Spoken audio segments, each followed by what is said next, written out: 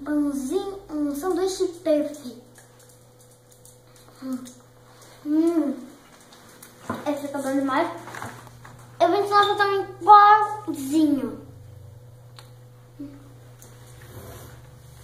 Você tem que pegar o pão que você quer e cortar, e com muito cuidado pegar uma faca. Se você não tiver cuidado bastante, você tem que pedir para um adulto. Eu sou criança, eu tenho cuidado bastante. Tem que... A idade para usar a faca é aproximadamente até uns 8 anos.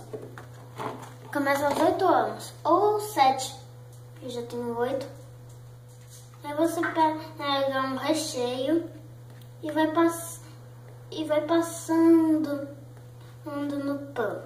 Na base do pão. Dos dois.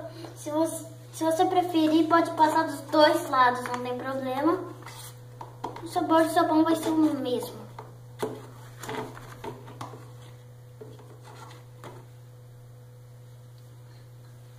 Isso. E vai ficar uma delícia.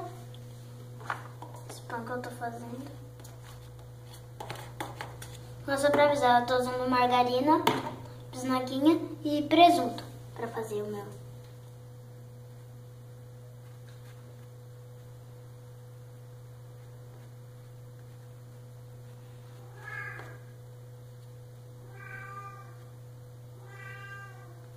Esse alarme que tá tocando é a minha gata. No desespero dela. Se tiver algum gato, ignore. Mas essa gata é mais fofa do que vocês pensam. Não dá pra ignorar. Mas eu tenho que aguentar ela. E ainda por cima vai na minha cama enquanto eu durmo. Finge que não estão ouvindo ela. Agora a parte do que você quer dentro. Eu vou usar o presunto. E de preferência é melhor usar. E de preferência que você quer pôr dentro tem que ser do tamanho.